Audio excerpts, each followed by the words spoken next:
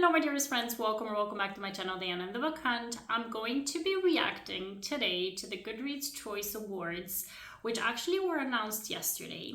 I wanted to do like a live reaction when it came out, when everything was announced yesterday, but I've been really having a rough couple of days. I have not had the best week this week.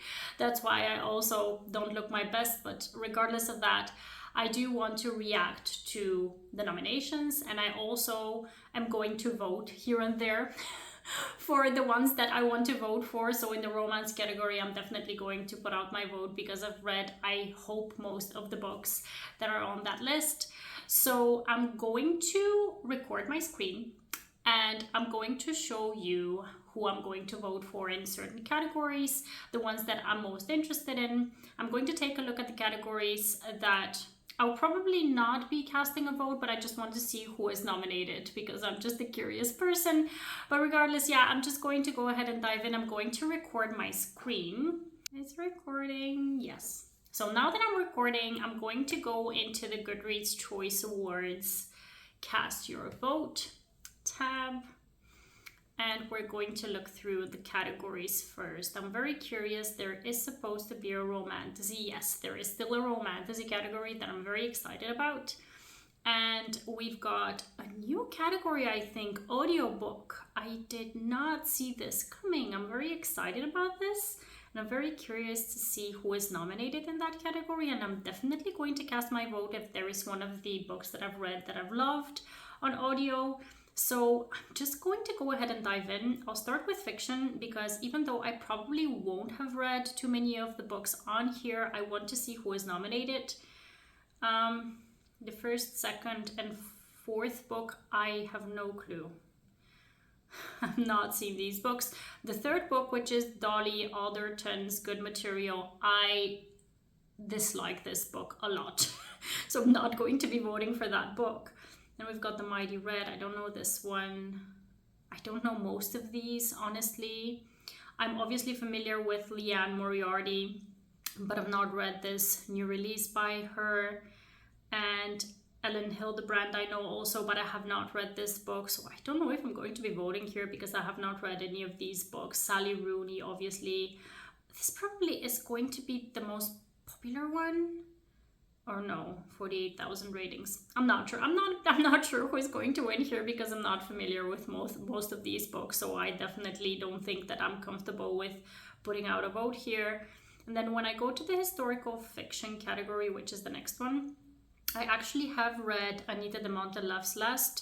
This one was a very controversial book for me. I did not know how to read it because of certain things. I did enjoy the writing. I did enjoy the overall plot, but because there are certain things that involve the actual family of the person who inspired this story, they were not really on board with this whole book. That's why it's kind of controversial. So I'm not sure that I'll be casting my vote for this one. And then looking at the other books, I've not read any other books. I know that the women, everyone that I follow on BookTube, loved this book, so I won't be surprised because Kristen Hanna is also quite a popular author. I wouldn't be surprised if this one takes the prize, and I see that it has almost 800,000 ratings, so yeah, this one for sure is going to be probably the popular vote for everyone. And then moving on to mystery and thriller. So I've read First Lie Wins. I really enjoyed this one. I really enjoyed it. I read The Boyfriend, which I did not very much enjoy. And then I want to read this one. I think the audio for this one might be available to me. I need to check out whether I have it. If I have it, I'm going to read it and see whether I'm going to vote for this one or First Lie Wins. Because the other ones I've not read. The Midnight Feast. I might have this one on audio as well, but it has a low rating, 3.61. I don't know if I want to read that. The Mystery Guest by Anita Prose. I enjoyed the first book in this series, The Maid. I liked it. I'm not sure if I'm going to read the second one. But yeah, I'm going to see if I'm going to cast my vote on this one if I do manage to read a couple more thrillers before the cutoff date, which I think is November 24th. And then moving on to the next category, which is romance. This is obviously the most exciting one that we have, at least for my channel and for myself. I'm a romance girly at heart, and most of the books that I pick up are romances. So this is the most exciting category for me. And I'm checking out the first 8 books already, and I'm happy, and I'm also kind of surprised. I'm happy that I'm seeing, first of all, the Queen, Kennedy Ryan. I had Kennedy Ryan on my wish list because I thought that, seeing as that usually the most popular books and most rated books on Goodreads get nominated, this one doesn't have the most votes or the most ratings, I have to say. So I was not really sure that it was going to get nominated, but I'm just so happy that it is nominated. And I'm so happy to see that Kennedy Ryan gets the recognition that she deserves, because she is just the best writer of romances, in my opinion, of our modern time. So I'm really happy about Kennedy. And then we've got Wild Love by Elsie Silver. I completely expected this. Funny story, like I told you in my previous video that I'm going to link up in the cards if you haven't checked it out, my predictions video.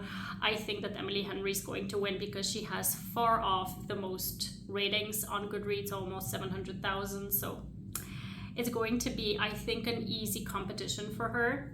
And then I'm so happy to see Play Along by List on 40. This is also one of my favorites of this year. So my heart is full just seeing these names here on this list. What I'm surprised about is this one, The Love of My Afterlife. I honestly have not heard one person that I follow, and I follow quite a few people. I've not heard anyone read this book or rate it at all. Actually, let me just go ahead and open it to see if anyone that I follow on Goodreads has rated this book. Okay, so 2 people, a couple of people have it in their TBR. But yeah, strange, real strange, because really I have not heard about this book before.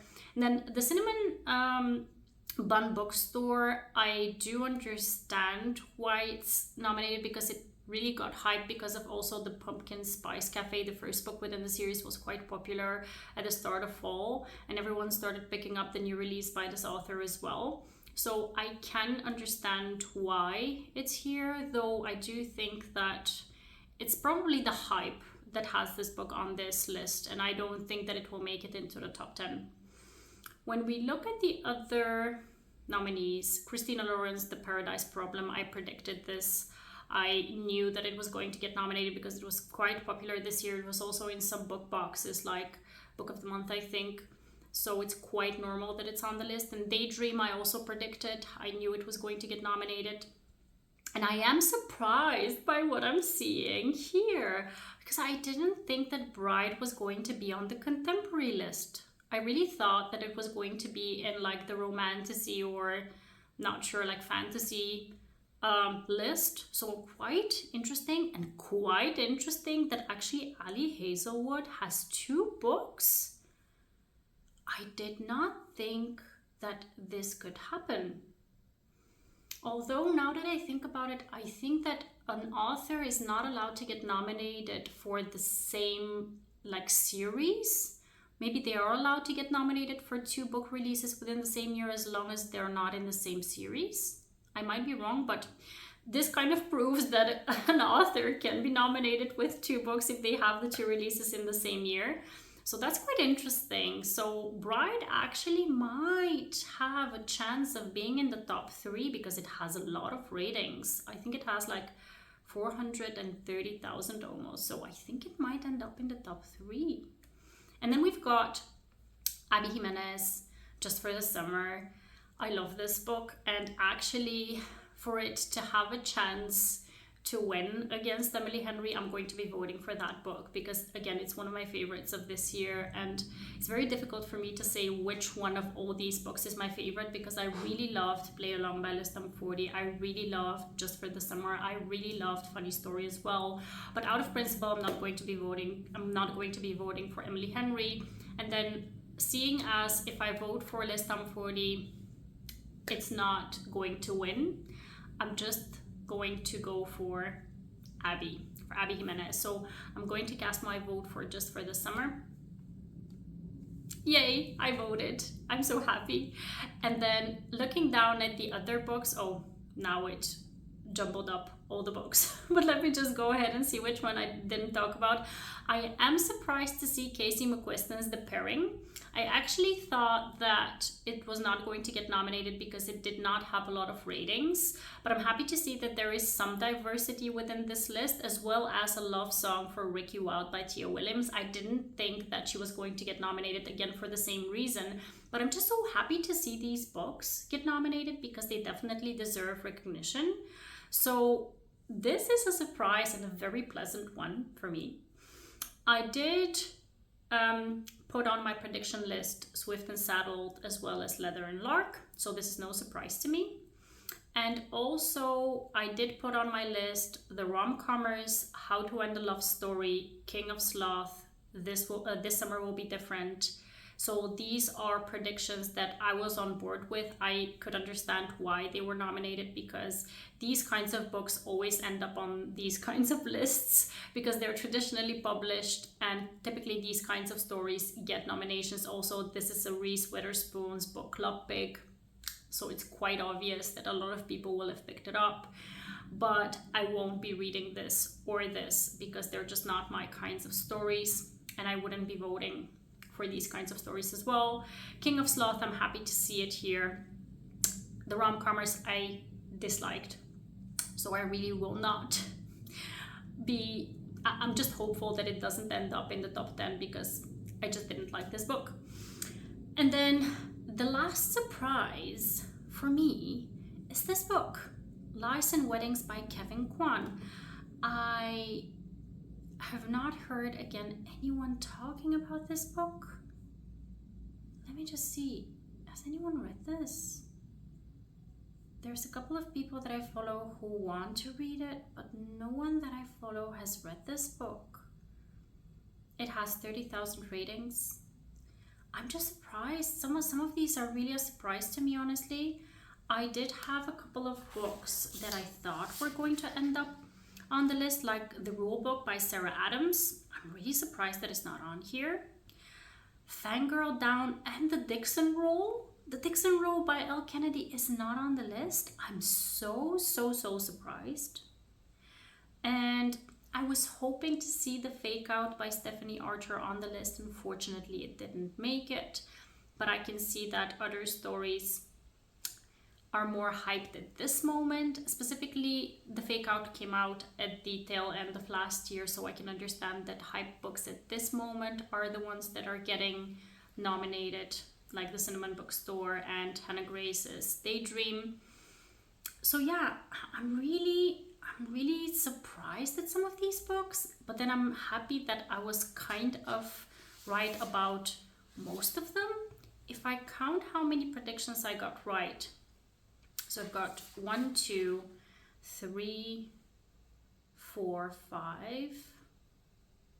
6, 7, 8, 9, 10, 11, 12, 13 out of 20 I have guessed right. And out of these books, 1, 2, 3, where is the other one? 3 were on my wish list. So I'm counting all this as a win. I mean, I think I predicted most of them, like more than 50% were on my list of predictions, and the other ones were on my wish list. The only surprises were the ones like this one and the Kevin Kwan book. I'm just surprised. I'm really surprised to see them. And like I told you, I've cast my vote for Just for the Summer by Abby Jimenez. So this is my vote here, and I'm curious to see the romantasy category because I have read a couple of books I think on this list. So Apprentice to the Villain, this one was quite popular. I think it's the follow-up book to the first book, which is Assistant to the Villain, I think.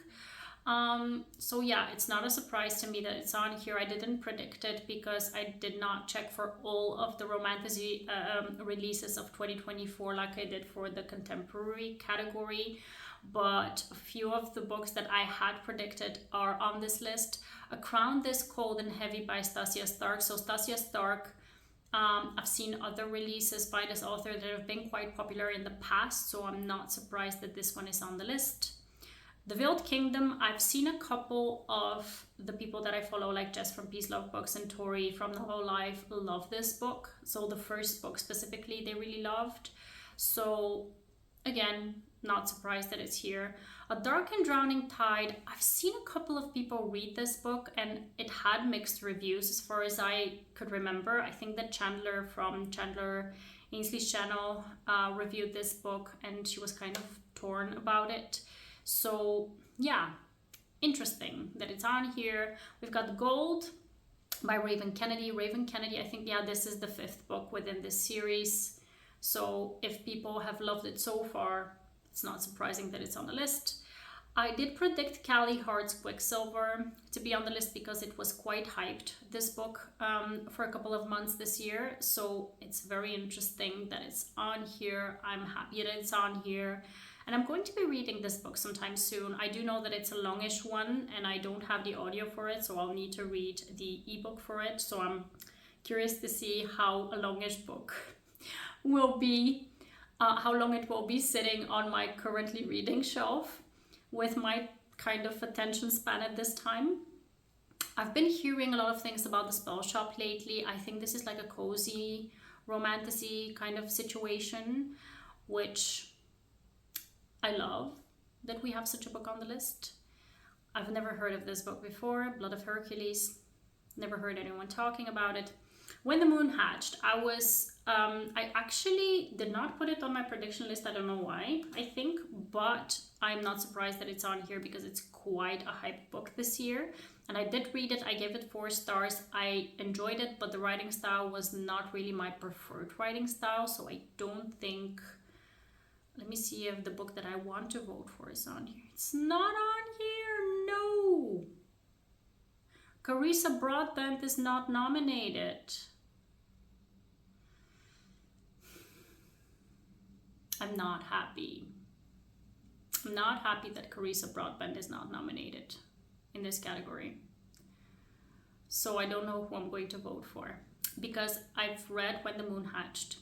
I've read A Fate Inked in Blood. This one I did not enjoy very much. I'm going to be reading Phantasma. I'm going to be reading, I think, this book as well, The Games Gods Play, because I have the audiobook for it. And like I mentioned, I'm going to be reading Quicksilver. So maybe I'll just wait out and see once I've finished all these books to see which one I'm going to vote for.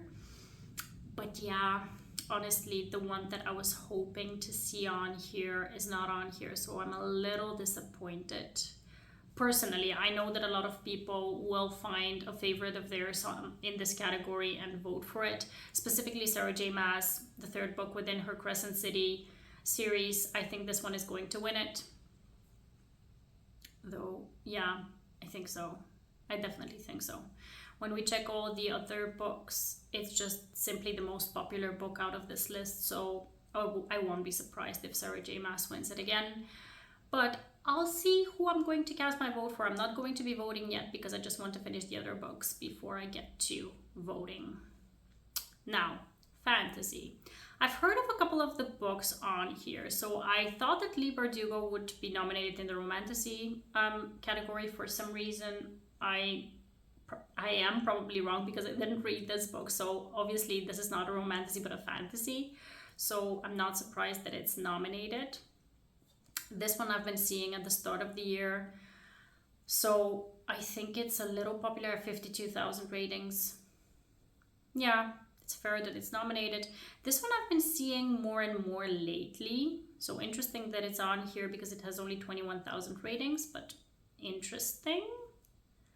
And then most of these other books I'm not very familiar with. This one I have on my TBR. And I have it on my audio TBR because I have the audiobook for it. Let me just press on one to read here. And this one is the continuation of the Cerulean Sea books by TJ Klune. So I'm happy to see it here, but I'm not sure if it will win it. I'm not sure who is going to win in this category because I'm not very familiar with most of these, honestly. Oh, I think T. Kingfisher is nominated. That's quite cool. But maybe if we take a look at who is the most popular name on this list, we've got J. Kristoff. Oh, I do know that J. Kristoff, this book was very well beloved by Crystal from Crystal's Bookish Life, I think, or maybe the first book within this series, I'm not sure. So interesting. But I think the one that is most likely to win is Leigh Bardugo, because she's the biggest name on this list. Now, I just want to move on to see the audiobook category, but first we've got science fiction. Not read very many science fiction books, so this one I'm actually going to skip. I did see someone mentioning this book as an interesting book, but I'm going to review it at my own time so I don't bore you, to see if I'm going to be interested in picking it up.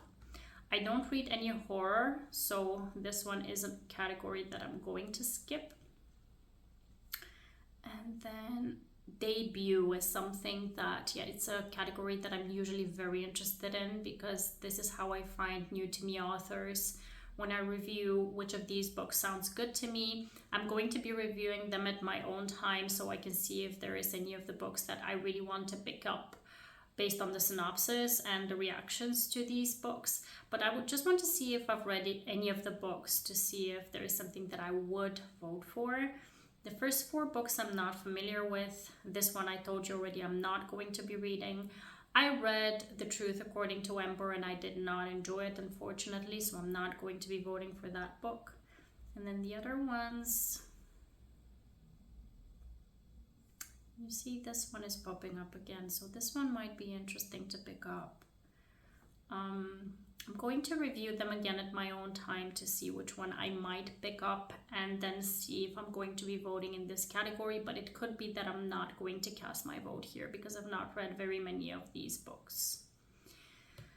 We're coming through to the new category, which is Reader's Favorite Audiobook.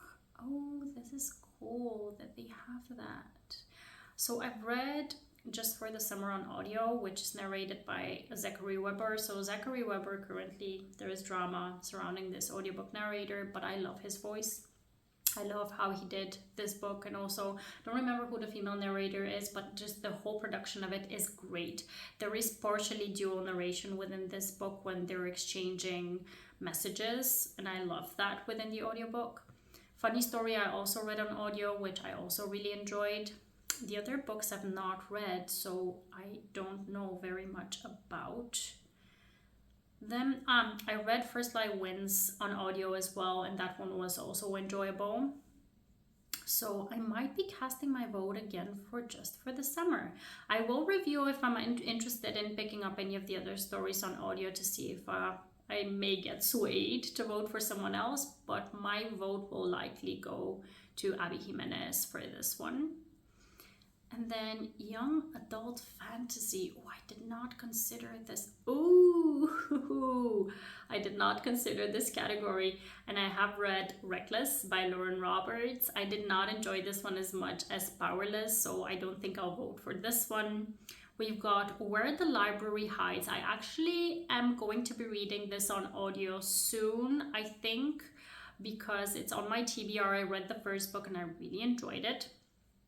And if I get to read it before the 24th, I might. If I give it 5 stars, I might vote for it. Though, we've got Ruthless Vows by Rebecca Ross. I really enjoyed this book. It's the second book within the Letters of Enchantment series, or the duology. Yeah, this one is very good. And then we've got Dragon Fruit. I read this one. It was not my favorite, so I won't be voting for this one. And then we've got, The Heartless Hunter. I actually predicted these books, so Ruthless Vows and Heartless Hunter and Reckless, in the romantasy category, but it's actually fair that they're in the young adult category because they actually are young adult books, so I did not consider that. It's my mistake. So I'm going to be voting in this category for sure. I just need to see. The Heartless Hunter was alright. I gave it 3.5 stars, and I actually read the UK version for it. That's why you don't see my vote here. It actually is the Crimson Moth is the UK version for it. I gave it 3.5 stars. Wisteria by Adeline Grace is quite popular as well within the bookish people that I follow. Everyone loved that one. We've got Brandon Sanderson. Ooh, very interesting who is going to win this one. I'll need to review it, but I think that Reckless has a lot of ratings, so a lot of people might be voting for this one. And Holly Black is very popular as well as Saba Tahir, though this one doesn't have a lot of ratings. I'm very curious about this one, about this category, who is going to win, but I predict that it's going to be Reckless by Lauren Roberts. I'm not going to be voting for Reckless though. I'm going to see who I'm going to vote for. Possibly it's going to be for Ruthless Vows, I think. We'll see. Young adult fiction. I've not read very many young adult books this year. Oh, I have my vote already. I did read one that I really loved, and that is this one, Dungeons and Drama. I really enjoyed this book. I did read 1,000 Broken Pieces by Tilly Cole, but I did not love it. So I'm not going to be voting for that one. And then the other ones I've not read, but I really highly enjoyed this one. So I will be casting my vote because I want to support an author that I really enjoyed reading for the first time. So I'm going to be voting for this one. Let me just cast my vote before I forget. The next category, yeah, nonfiction and memoir and stuff. Those are categories that I don't read, so I'm not going to be voting here. Memoir. Yeah, nothing jumps out for me to consider reading, so I can vote. And then we've got reader's favorite, history and biography. Yeah, this one I'm gonna skip as well. So this one is the last one, I think. Yeah, this one is the last one. So to wrap up my thoughts, I'm just stopping the recording so it's easier for me to edit, so I can release this as soon as possible. I'm happy that I got some predictions right. Most predictions that I had. I'm surprised at some of the books that I'm seeing, and I'm happy that a few of my wish list picks are also on the list in the contemporary romance category. I am interested in maybe picking up a couple of the romantasy books so I can make up my mind about who I'm going to vote for. I need to consider if I'm going to be able to do like a reading vlog of Goodreads nominees that I want to pick up before I can cast my vote. I need to see whether I'm going to be up for that because, like I mentioned, it's been a rough week for me, so I need to see if I'm up for it. But interesting. I'm happy to at least see that there is some diversity in the contemporary romance category, even though there is only one by rep book by Casey McQuiston and only four. We've got 4 BIPOC authors. We've got Anna Huang, Kevin Kwan, Kennedy Ryan, and Tia Williams. I'm right? Those are all BIPOC authors. That's not too bad. I mean, in other years, we've had slim to none of these kinds of nominees. So this is a little progress. So yeah, let me know what you think about the Goodreads Choice nominees. Let me know who you're going to vote for if you plan on voting, and let me know who you want to see as the winner of the categories that you tend to read. I'm going to be hoping for Abby Jimenez to win the contemporary romance category, and I'm predicting that Emily Henry will win it, but we'll see. So I hope to see you in the next one. Have a wonderful, marvelous day. Happy reading. Take care and bye-bye.